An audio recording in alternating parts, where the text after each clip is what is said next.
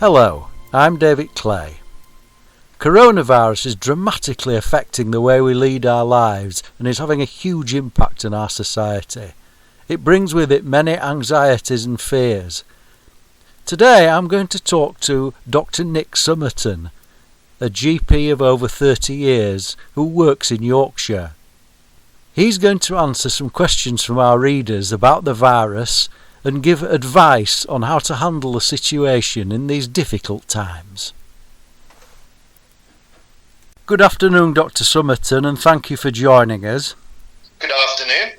Now, we're living in very worrying and uncertain times, and I'm hoping you'll be able to answer some questions from some of our readers about coronavirus and the present situation. Yes, I'll be delighted to help. So I'm going to start off today with some questions from our readers, and the first one is a question from Kath from Baildon, and she asks, is the lockdown having the desired effect? Well, that's a very good question, and what I would say is it's early days and the statistics are not 100% reliable, but it looks positive, and I would say yes, based on three things in responses to Kath's question. Firstly, we're seeing a levelling off of the number of new cases. Secondly, there's a levelling off of the admission rates. And thirdly, which we probably don't hear so much about, is COVID symptoms in the community, and there's been a symptom tracker being used on many people's phones. Some listeners might be aware of this, and we're certainly finding that there's less symptoms now than there were at the beginning of April. So the number of coronavirus symptoms has gone down from 1.9 million to 1.4 million at this point in April. But as I said, it's early days. Optimistic, I think, about these figures.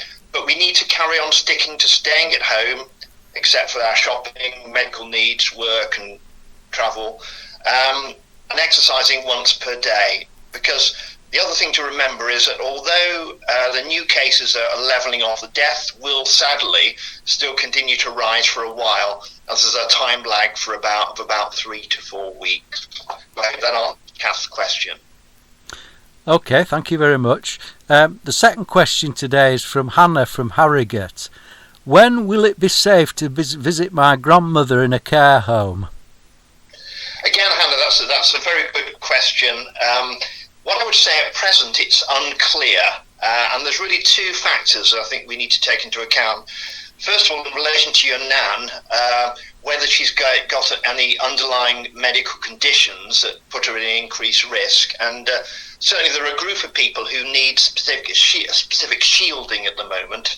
If they've got conditions like cancers of the blood or bone marrow or chest conditions, severe chest conditions or severe kidney disease. So those features in relation to your nan will influence, the point at which she can, go back to a previous sort of normal life. The second factor I think that's important and is coming in the last day or two is that we're going to get a lot more testing, just been announced by Matt Hancock, in people in care homes with symptoms and those who come out of hospitals.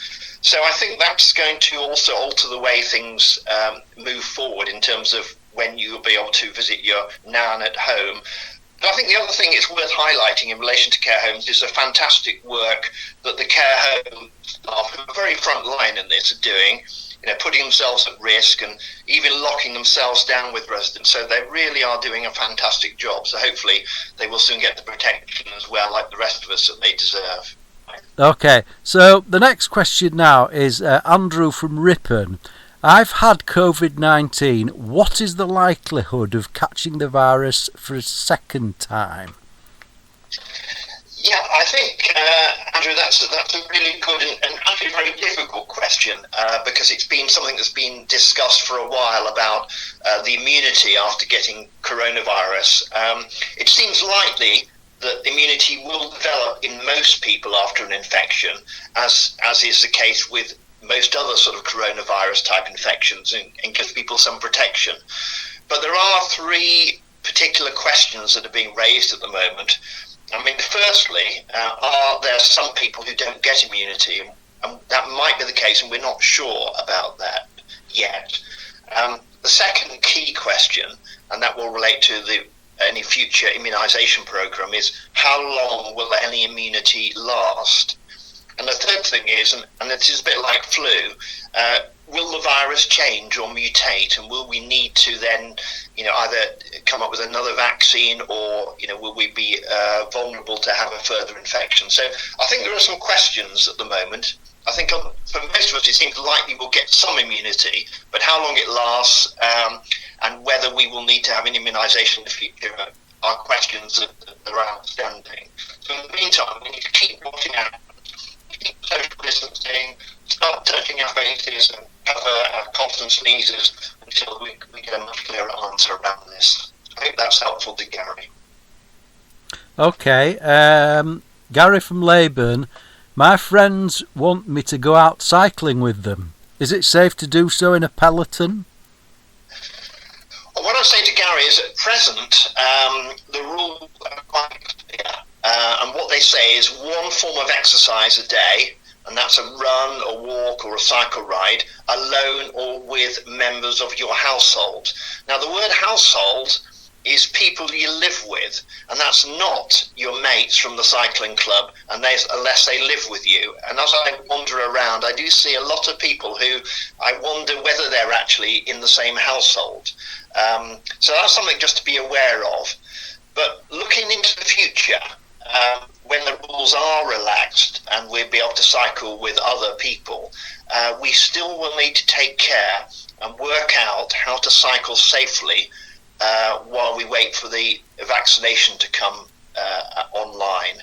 And the reason for that is there does seem to be some evidence if you're cycling at speed and you have a cough, for example, the droplets can stay in the air and get the person behind you, even if they're more than 2 meters behind you. So I think in terms of when the lockdown's finished and we get out together, and we need to really think about two issues. How far apart should we be? And side to side, I would say 2 meters, but front and back, behind, probably 4 meters, just to overcome this sort of vapor in the air problem. And the other question I would have in my mind that it would be good to get an answer from the experts in the next few weeks is whether, if we're cycling, we should be wearing face masks. So I think that's helpful. I hope that's helpful to Gary, to give some idea of where we are now and where we might need to get to. So this is Tom from Leeds. I've been getting migraines but can't get through to the GP surgery. What should I do? Well, thanks, Tom, and that's an excellent question, and I think a problem that many people are coming up against at the moment, because COVID has disrupted the way many parts of the NHS work, and that includes general practice. So getting routine appointments has been a struggle, I know, for many people. But I think in most parts of the NHS, I think things will calm down and get back to some sort of normality in the next few weeks.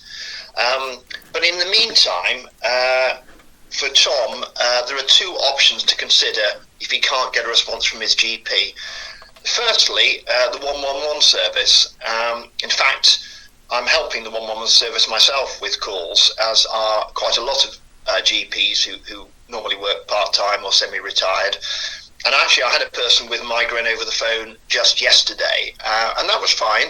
So use the 111 service if you can't get an answer from your own doctor at the moment, and we'll do our best for you.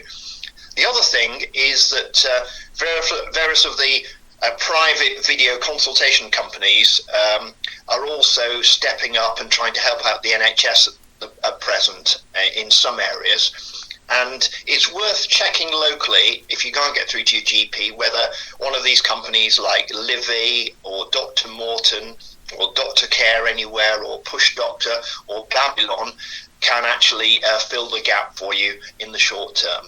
So I hope that's helpful. Well, that was the last of the questions, and I'd just like to thank you again, Dr. Nick Summerton, for speaking to us today. Thank you very much, a pleasure. I'd be delighted to do it again. And we'll be back later with more questions to Dr. Nick Summerton about the coronavirus crisis. Thank you for listening.